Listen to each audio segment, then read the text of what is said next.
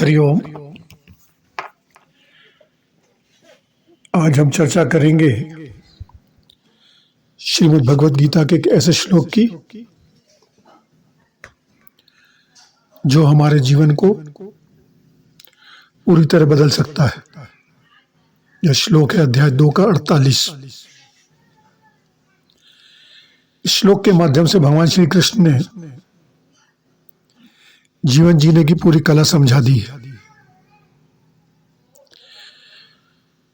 आज अगर आप तनाव, चिंता और असफलता के डर से मुक्त होना चाहते हैं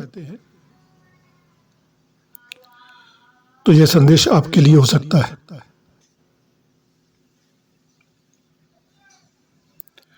सबसे पहले श्लोक पढ़ते हैं। योगस्थय कुरु कर्माणि संगम त्यक्त्वा धनंजय सिद्ध सिद्ध्यो समो भूत्वा समत्वम योग उच्यते। हे धनंजय, तू मोह और आसक्ति को त्याग कर सिद्धि और असद्धि में समान भाव वाला होकर योग में स्थित हुआ कर्म कर। यह समत्व ही योग कहलाता है।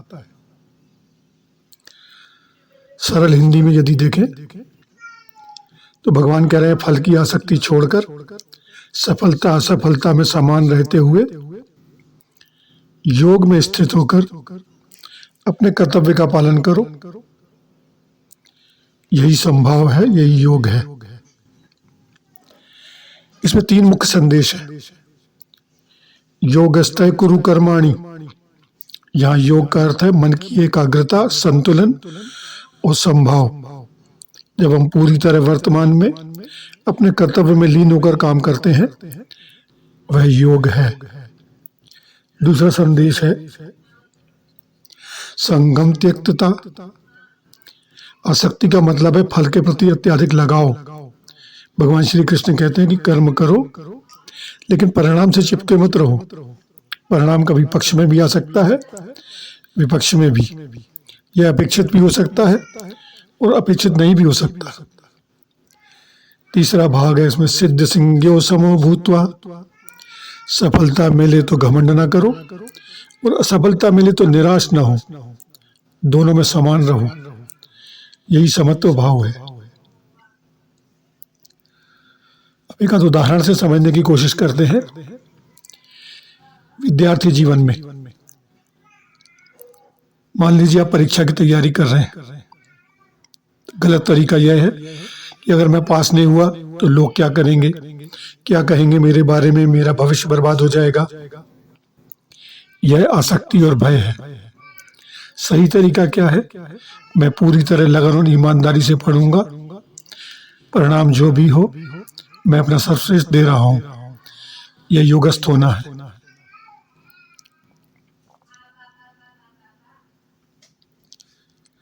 इससे फायदा क्या होगा? इस सिद्धांत के अपनाने से होगा क्या? पहली बात तो तनाव और चिंता से मुक्ति होगी। जब फल की चिंता नहीं रहेगी तो मन शांत हो जाता है। आप प्रदर्शन बेहतर कर पाएंगे। जब परिणाम का दबाव नहीं होता तो आपका पूरा ध्यान काम के ऊपर रहता है। भावनात्मक संतुलन। सफलता में आप अहंकार नहीं करें और असफलता में हताशा नहीं। असफलता से आप सीखें। चौथा इसमें है सच्ची स्वतंत्रता। आप परिस्थितियों के गुलाम नहीं रहते। आपकी शांति और खुशी बाहरी चीजों पर निर्भर नहीं है। और 5वां है आध्यात्मिक विकास। यह योग की पहली सीढ़ी है। समत्व भाव से ही ध्यान और समाधि की ओर इंसान बढ़ सकता है। अब कुछ श्लोक को पढ़ने के बाद कुछ लोगों को कुछ गलतफहमियां हो सकती हैं। गलतफहमी नंबर 1, क्या इसका मतलब कर्म ना करना है? नहीं। भगवान श्री कृष्ण कह रहे हैं कुरु कर्माणि, कर्म करो लेकिन आसक्ति रहित होकर। दूसरी गलतफहमी यह रहती है कि क्या सफलता की इच्छा करना गलत है? नहीं। लक्ष्य निर्धारित करें लेकिन उस लक्ष्य के लिए अपनी मानसिक शांति को दांव पर लगाना गलत है।